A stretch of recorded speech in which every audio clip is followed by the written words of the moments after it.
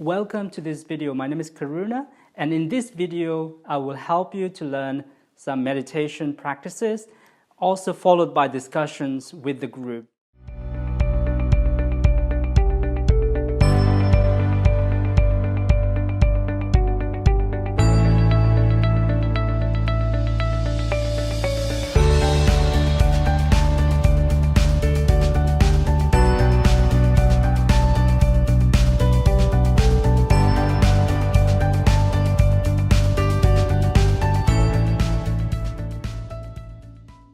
Let's begin by reading this book. We read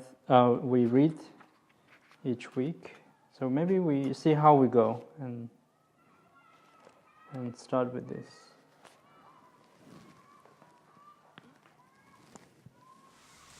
Read out a bit louder.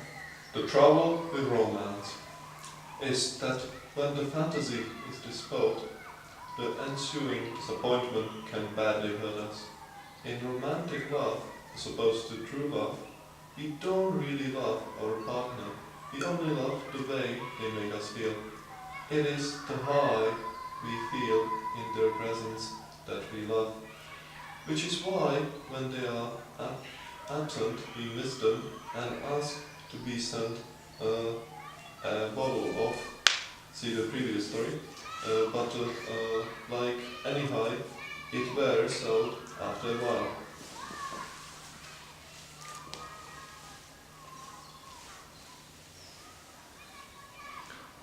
True love is selfless love. We are concerned only for the other person. We tell them, the door of my heart will always be open to you, whatever you do, and we mean it. We just want them to be happy. True love is rare. Many of us like to think that our special relationship is true love, not romantic love. Here is a test for you to discover which type of love it is.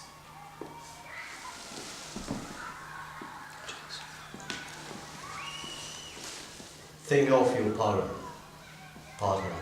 Picture them in your mind, like all the day you come together, and the wonderful time you have enjoyed ever since. Now imagine receiving a letter from your partner, telling you that they have fallen deeply in love with your best friend, and then the two of them have run away to live together. How would you feel?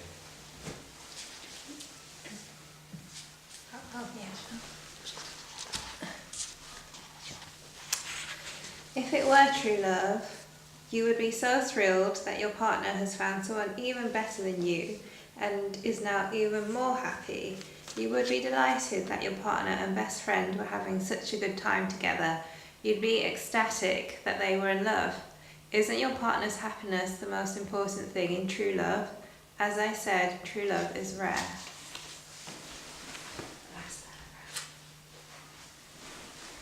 The queen was looking through the palace window at the Buddha, walking for alms food in the city. The king saw her and grew jealous of her devotion to the great monk. He confronted his queen and demanded to know whom she loved the most, the Buddha or her husband. She was a devoted disciple of the Buddha, but in those days you had to be very careful if your husband was the king. Losing your head meant losing your head. She kept her head and replied with searing honesty, I love myself more than both of you.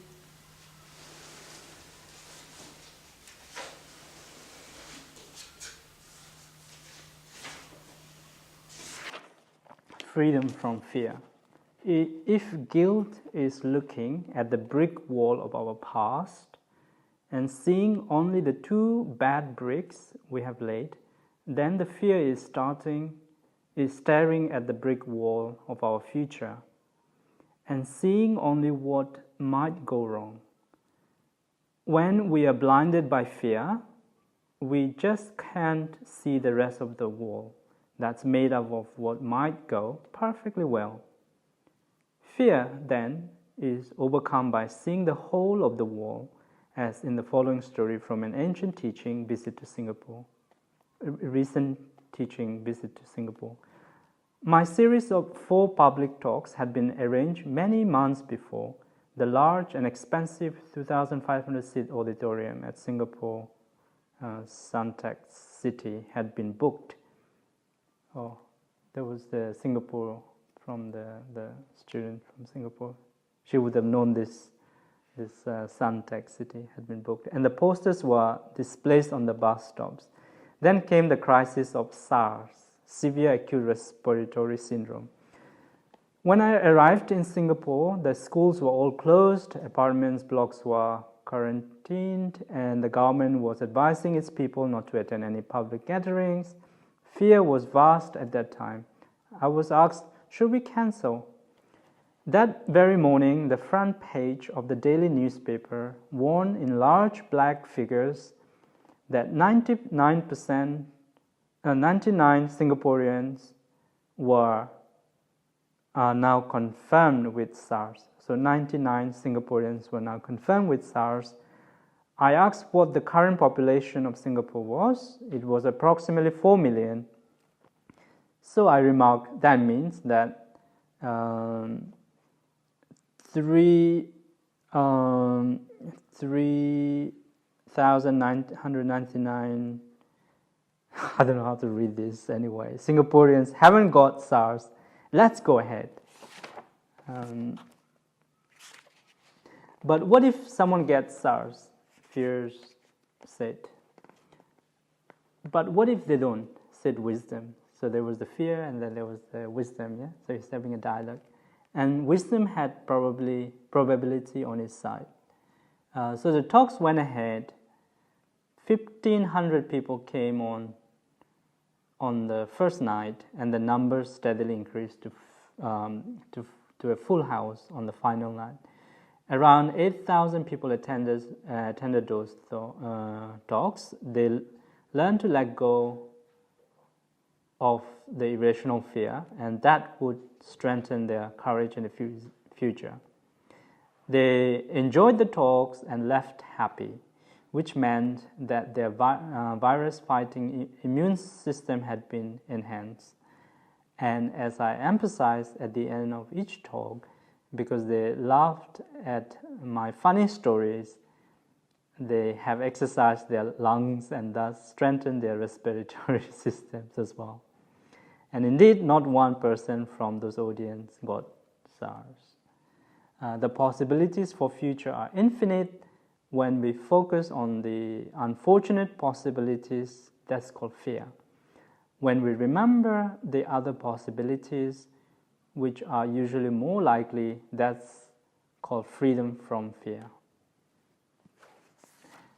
So, what do you think of these two paragraphs that we two headings?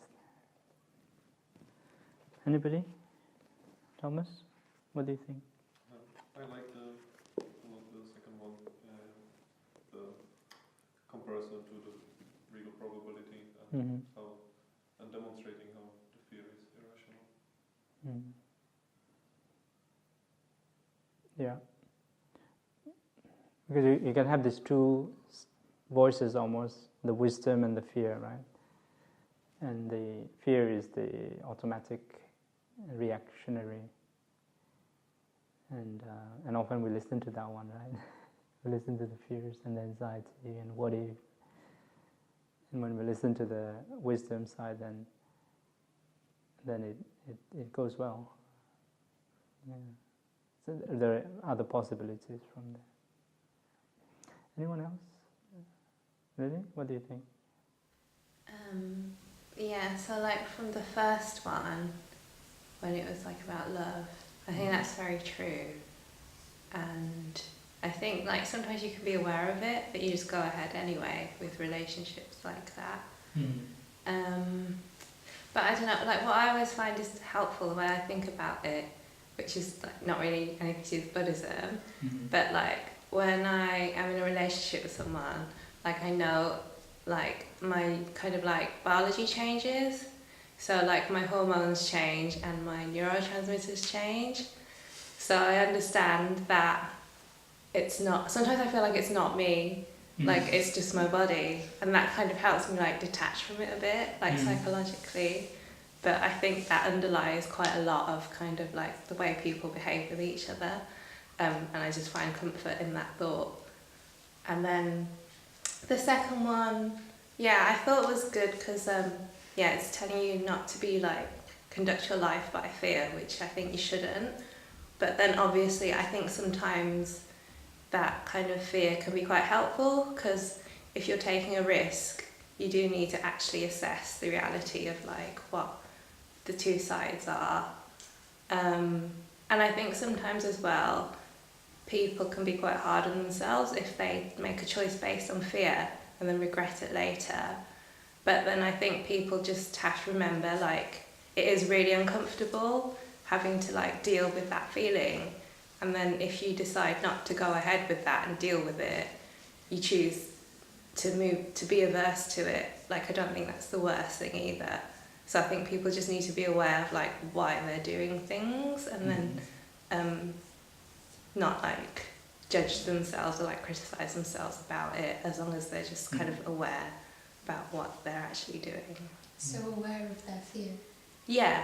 Yeah, I think that's right. Because there's like a lot of times that I've like not done things because I've been anxious or scared really irrationally, and then afterwards I'll be like, oh, why didn't I do it? But then I'm just like, because it was really uncomfortable and I didn't want to deal with that, so that's fine. Yeah.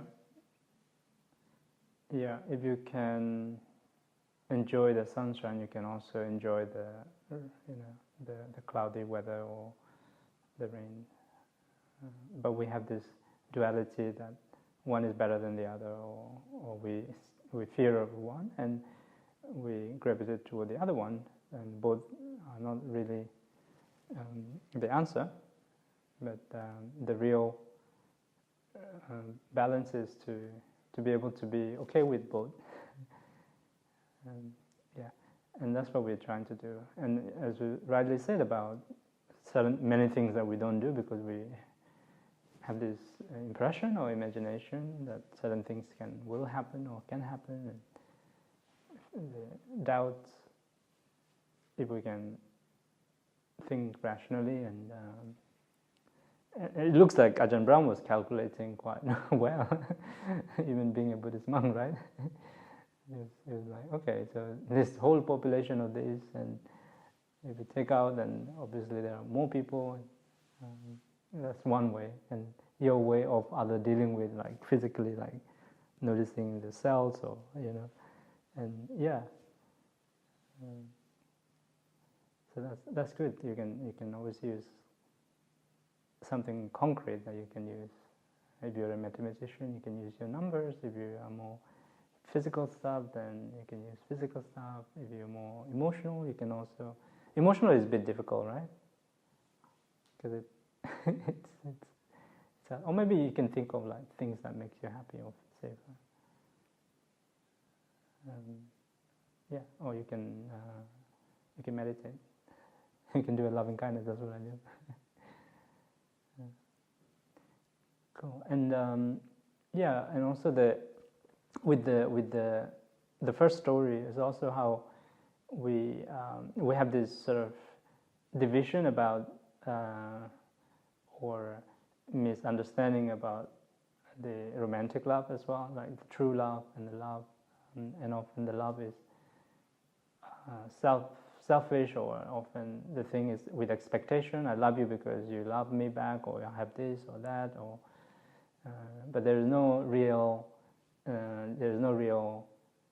feeling of concern or unconditional, we call it in Buddhism, unconditional love. So that's what we're trying to develop sometimes. And at first when I met Nitima, because I just came straight from monastery, and I didn't have any concept of this sort of love, and then I was like, but I love everybody. And he was like, no, that's not how it works. Yeah, so we get conditioned. For example, like a child doesn't discriminate, right? He just loves, has this pure love. And often the suffering comes from this sort of attachment and expectations. And we learn through behaviors that, we've got to only possess this person, and that's why anger and resentment and jealousy and sadness and all sort of emotions comes because we can't accept the reality. And the reality is that things change, people move on, or we change, or things happen. So seeing the reality, seeing the truth as it is, which is the impermanence, that everything changes, everything changes. That's not how it is. Even our own body is changing, our own emotions are changing. So we reflect on that in meditation. Yeah? So when we can do that, then it's less suffering, less worry, less anxiety. We don't own anyone, we don't possess anyone, we don't own anything, not even our body. Our body, can you tell your hair to stop growing? Can you tell your nail to stop growing? No, right? It has its own phenomena. But when we can let go, when we can let be maybe the word, then we can be at ease with it. So that's seeing things as they are. So really developing a genuine understanding. In the Buddhist part, often the first path is called right understanding, or having a right view. Yeah, have you heard of it? There are 8 of them. The first one is called right view, right understanding. And this is exactly what we mean by that. Often we have incorrect understanding of ourselves, of the world, of things around us. We see things upside down with the filters. So the first one we try to develop is having the right view. But how can we have right view? How can we have right view? Jessica, what do you think? How can we have right view? I think we talked about this last time as well. Did we? Yeah, I'm not sure if you were there, but in one of the sessions we did. Maybe by following the sequence of the path or something. You can follow it, but it has to come from your own real experience. That's the thing with the Buddhist teaching, is that it's not enough reading about it, it's not enough thinking about it, you have to really go through the experience, That's the real wisdom. Yeah. What do you think? Right view. Right view? I read about it, but I forgot. I just remember the right actions. The right action?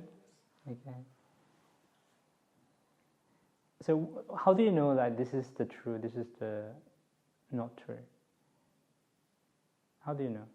How do you know the meditation is good for you? The right experience.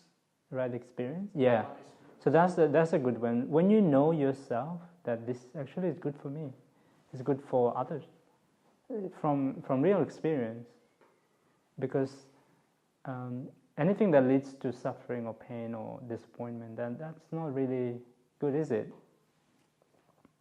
So in your mind, you have this experience, certain things work, certain things doesn't work. So you base on that, not based on the assumption, not based on what your friends are saying, not based on the common belief, but from real experience. And then you can trust that, you can trust on that one. So in that way you develop right understanding, right? For example, if you meditate, then your mind becomes a lot calmer, a lot focused, a lot kinder. But when you don't meditate, you get all sort of fears, you get upset with things. So there's that understanding experience. So that's how we develop. So the path actually starts with that right understanding. Therefore, regular discussions or reflections, meditation is really important, because that paves the way for the rest of the thing, like the actions, and even meditation itself. Because if you don't have the right understanding of meditation, then you can spend many months and not really going anywhere with the meditation. Yeah? And often the meditation is often misunderstood. We think that meditation means that we have to close our eyes, we have to blank our head, we shouldn't be thinking anything, we should be feeling happy or relaxed. Often meditation is associated with that, right? We see the pictures, or in the beach somewhere, or in the mountain top hill. It should be so nice. And when we start, as soon as we start meditating, what happens is that my mind is all over the place, or I'm thinking, oh, what am I doing here? I should be back at work. I should be somewhere else. So the way we develop right understanding is through reflecting, okay, this is meant to happen. And we let go of the conceptual understanding of what meditation is, and just really experience the experience. Experience the wandering mind. You can experience the pain in the body. You can experience or any calmness, and often a lot is also drowsiness as well in meditations. And you just experience that and stay with that experience, and then you feel calm after a while, and you experience that. Yeah, so that's the way to go forward with meditation. Mm-hmm. Experiencing each phenomena. Experiencing each experience as it is, non-judgmentally, on purpose, without reactions. And then you become a lot easier and easier. Actually, there are many types of meditation, but one meditation, especially in Buddhist meditation, is that you learn to relax. So even meditation shouldn't be an exercise of doing. It should be an exercise of being. So, for example, if you are sitting here and an event comes, you get distracted, and then you're planning, okay, I'm going to go back and I'm going to do that, or you're lost in thought. So is that meditation? And then I bring my mind back and I say, oh, I shouldn't be feeling that, I should be here, and I become really stiff and try to meditate. And I'm trying to struggle with myself, I'm going to fight with my thoughts, right? Is that a meditation? So what is the meditation? What is the right meditation? What is the right understanding of meditation? Proper. And the right understanding of meditation is you relax. You relax with that thought, relax with that pain in the back. Sit with it, adjust a little bit, and try to relax. And stay in the present moment with whatever is happening right now. And you hear the sound, and you hear the sound. And you feel a bit pain in the back, and you stay with that. Yeah? And the moment the mind is wandering, you become aware of that as well. Yeah? And catch yourself doing that. Okay? And then bring it back slowly to the present moment, and you relax. Yeah? And it's impossible to do that continuously for half an hour or 15 minutes. Yeah? And the more you try to fight with it, then the less enjoyable it becomes. So you have to let go of it, and you have to relax with it, saying, okay, that's what's around. I'm not going nowhere with this, and then come back again. So you do that again and again and again and again, and relax with it. Okay, makes sense? Yeah. So in that way we develop right understanding, and then we deepen our meditation practice. We experience the experience as they are. So let's try that today, where we will sort of learn to relax with it, not try to fight with our body, our thoughts, but just learn to really experience whatever that we experience. Okay? So please sit comfortably or lie down if you need to. You can have your shoulder down. You can have your arms either on your knee or in front of your belly. Just see which one is easier for you. Have eyes closed or slightly open if you need to. If you fall asleep, you can open your eyes. And experience your body first. Notice how you may be feeling right now. Is it heavy or is it light? Notice the legs, maybe the touch of the floor. Notice the toes, contact.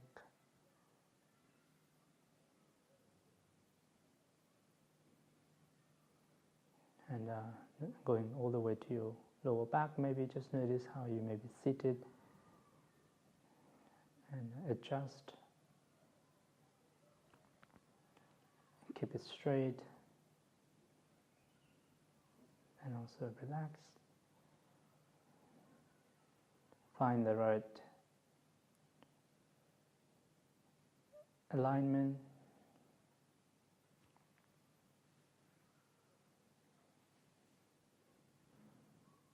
And going all the way to your chest. And notice your chest. Maybe notice the in-breath, the heart rising and falling. Experience the palpitation of the heart. Movement of the belly. Experience, the sensations, and going all the way up to your back. Notice any pain or discomfort in any way. Keep your back straight.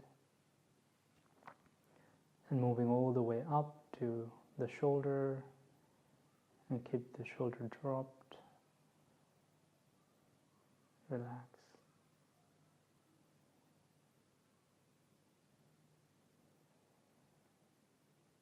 Feeling the sensations of the arms, the palm. Notice the contact.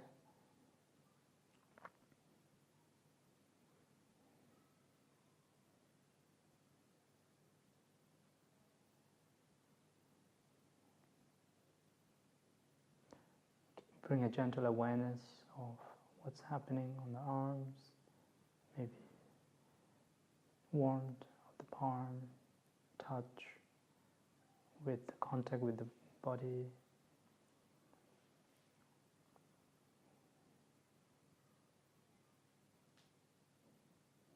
So feeling what you're feeling, sensing what you're sensing, and bring back your awareness on the neck, and just notice how you may be feeling around the neck. Keep your body straight.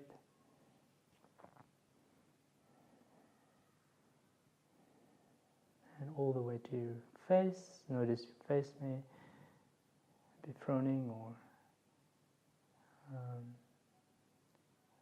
holding any tension.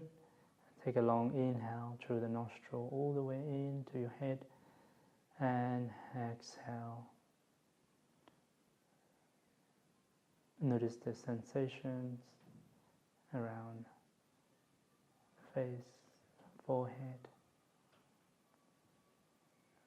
Take a long inhale into the eyes and out of the eyes. And try to just let go of any tension around the face or head. Learn to feel the sensations, feeling the feeling, experiencing the experience as it is, non-judgmentally.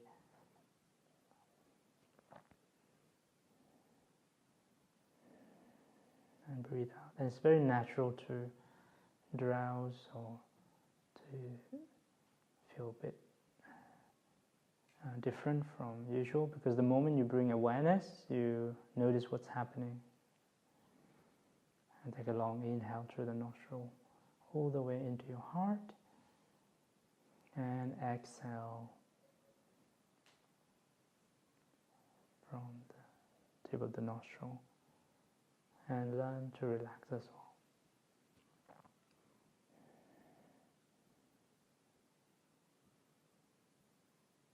It's very natural for the mind to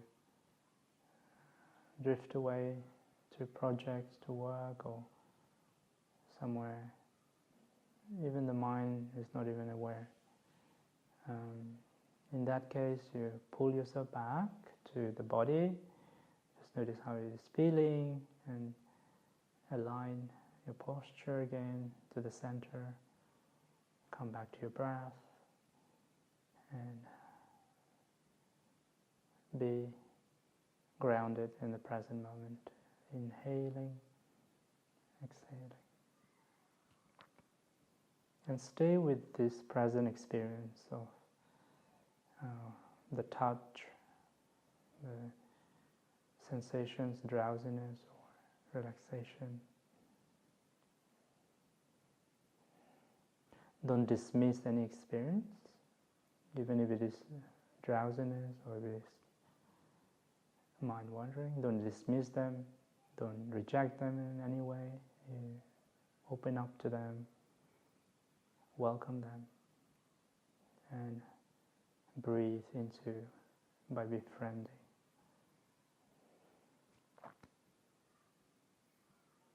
And notice what leads to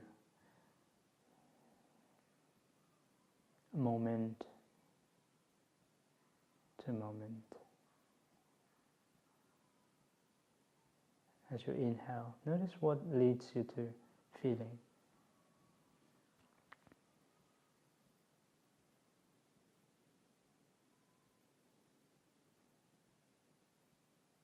Inhalation, exhalation, and notice what leads to each experience.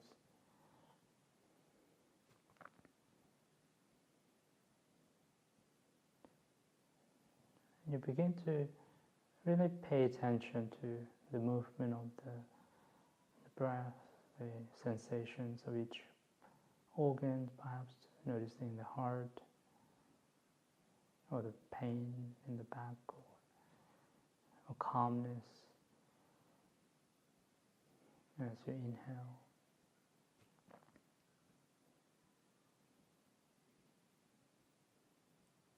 And begin to really let go of the past or future expectation.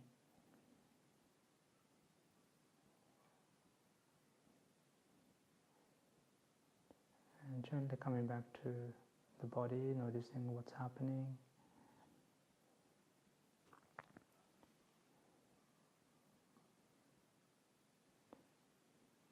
Feeling the feeling.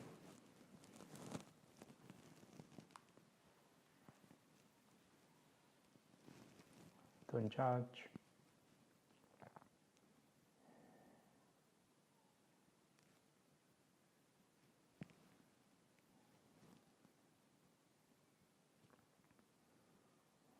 If you feel pain in your legs or somewhere, you can slowly stretch them if you need to. Keep the back straight. And notice what each breath leads you to experiencing. Either tightness or release. Focusing on each breath, each moment.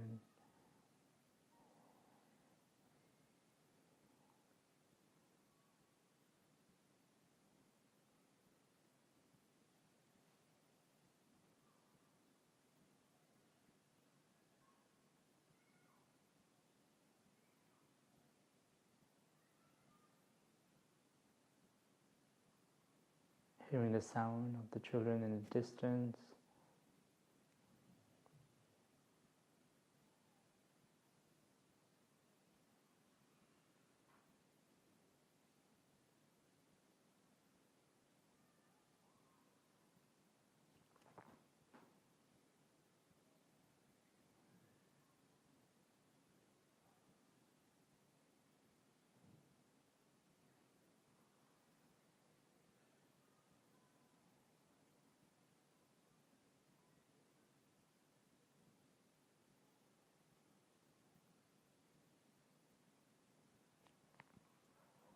today, try to focus on the experience and let go of the thinking, let go of the expectation around. So the moment you come to experience, you naturally let go. So the key part is to come to the experience repeatedly again and again. You come back to the experience of what you're feeling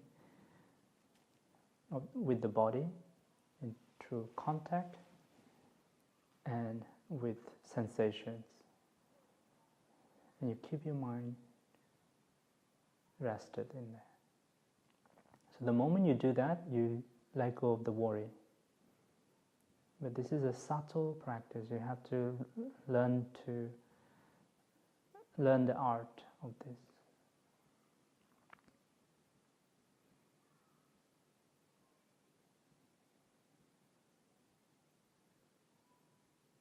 The moment you fully experience the breath, you learn to also let go of the worry. So please do that for a couple of more minutes, few more minutes.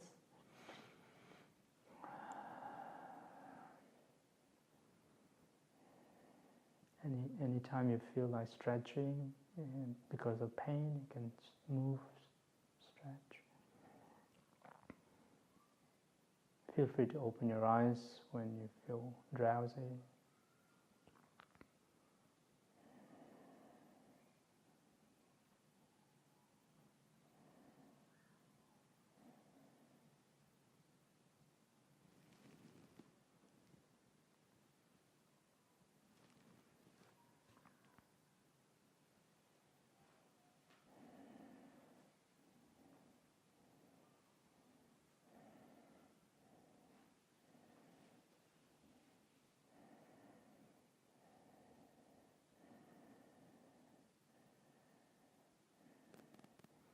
Go back to the natural state. So the natural state knows what to do, the body.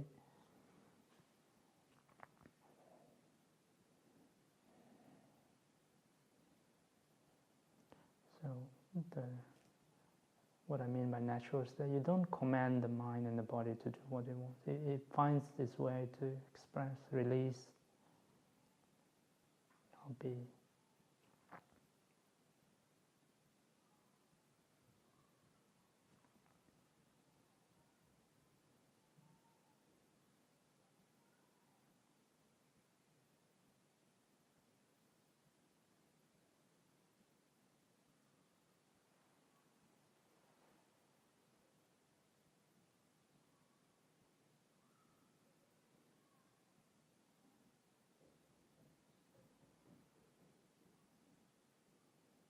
The moment you notice you're thinking, you quickly come back to your breath, experience of the breath, sensation of the contact, and the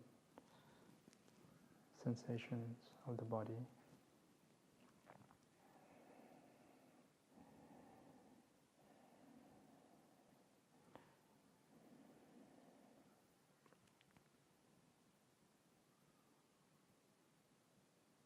And you do that repeatedly, again and again.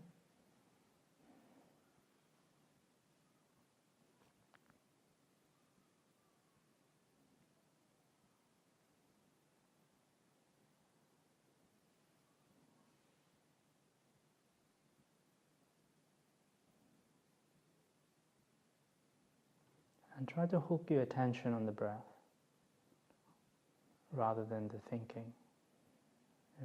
Put that thinking aside for a moment. Just hook your attention to the breath, to the in-breath, all the way to your heart or the abdomen, and all the way out. Hook your attention on the breath.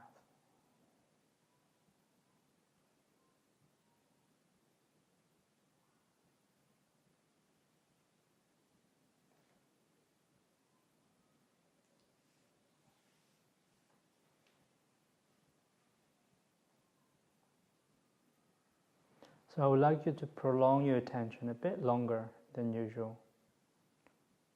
A little bit longer. So keep that one pointed attention a little bit longer than usually you do.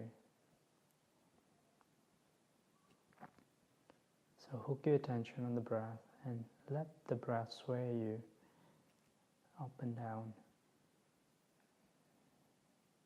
You can imagine yourself holding on to it, just like in a stream or river. You will hold on to the boat. So in that way, same way, you hook yourself keep yourself within the range of the breath.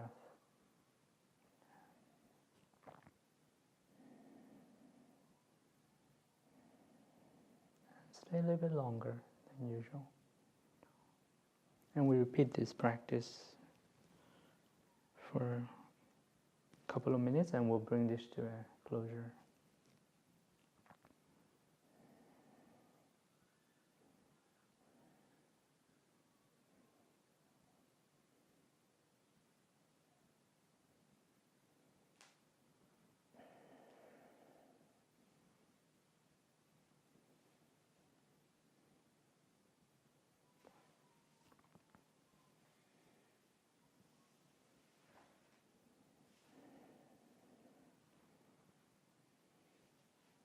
Any moment you feel like stretching because of pain, you can make yourself comfortable gradually, slowly. But keep your attention on the breath. Keep your attention. Don't lose that focus. Bring back to the inflow of the breath and outflow of the breath.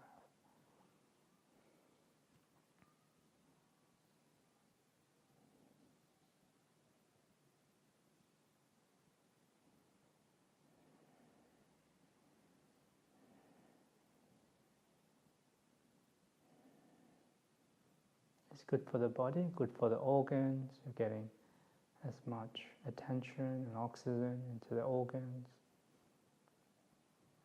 Good for the blood pressure.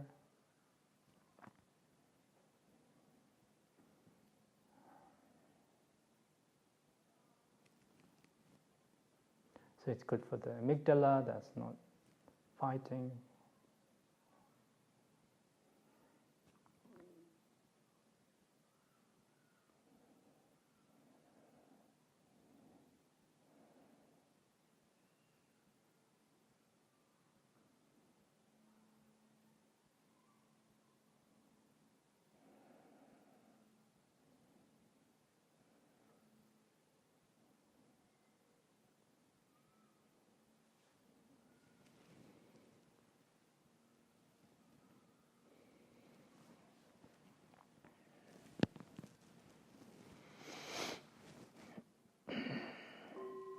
Okay, so slowly preparing, maybe beginning to stretch your arms, stretching your legs, opening your eyes, and bringing closure to this meditation.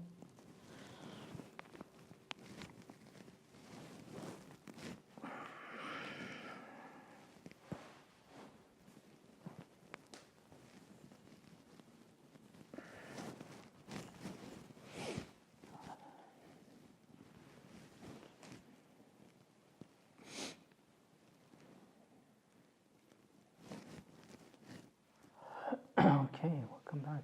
So meditation is like going to the gym to get fit. It's the mind fitness almost. And we have to do it regularly. We have to do it in a certain way. Yeah. It's not that always it's pleasant to do that. It's like if you lift the weight, it's not going to be that pleasant, but you get the workout that you need. So it's the same way. It's especially difficult when you are tired and very sleepy, which is the case today for me. Yeah. Yeah, and if you fall asleep, you notice that, and you try to work around that. You can open your eyes and let it be. If you fall asleep, what can you do, right? Maybe the body needs that. Yeah, and most people, we live in a busy place, lots of work, projects, so we don't even have time sometimes to find this an hour or half an hour every day, right? So meditation is a good time to reset. Okay, any other questions you have? Any sharing from this? We have 3 more minutes. How did you find? How was your experience? What's your name? It's Ricardo. Ricardo, yeah. How did you find the meditation?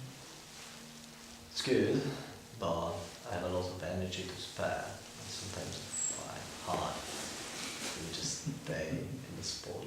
Yeah. Energy, feel like you want to move? Yes. What type of energy?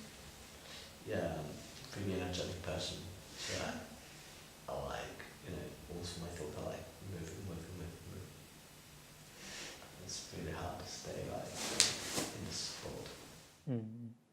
That's the first thing that we do, is just noticing those busy thoughts, like the traffic. Yeah, there's so many cars on the busy street, and that's the first thing that we notice. It's not that it's a bad thing or it shouldn't happen. It's very natural. The moment you pause and observe and notice that, oh wow, my mind is really busy and lots going on, and then you can slowly try to park some of them. What happens is that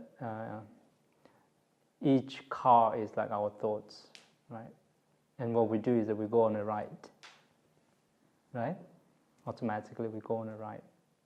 But in meditation, you're trying to pull yourself back a little bit and saying, okay, that's not the priority right now.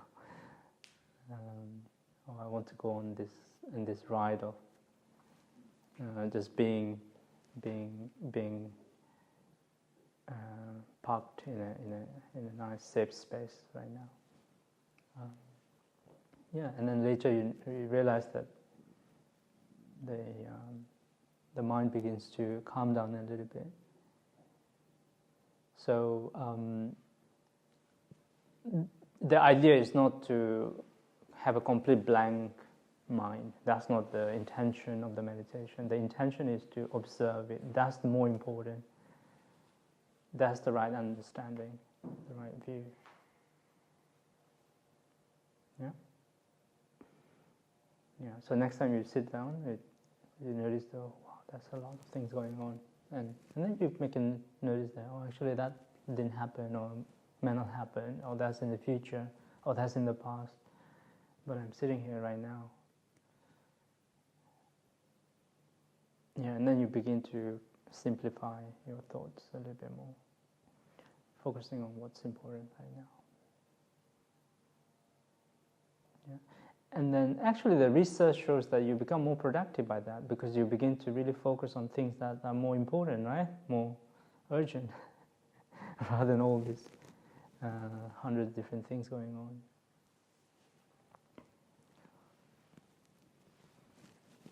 Yeah. How was it for you, Jessica? How was your meditation? I like it when you make us go longer. Longer? Yeah. The meditation? The meditation was longer. Okay. Yeah, I like it. Depending on your experience, then you can either shorten it or make it a little bit longer, but don't make it too long. Especially if you're a beginner, you have 5 minutes and then you just rest, and then 5 minutes and then you pick it up again. 5 minutes and pick it up again. Don't make it too hard for you. Then you will not enjoy meditation. Yeah, I like how you say that, and you always remind me that even if I have a lot of thoughts, or I think I can only meditate maybe for 5 minutes, I still do it, because I know it doesn't matter if it's bad. Sometimes it's more effective like that, if you just meditate for 5 minutes and you enjoyed it. It's like a power nap, basically. It's like, you have a power nap, you feel great. Okay, thank you very much. And next week there will be meditation.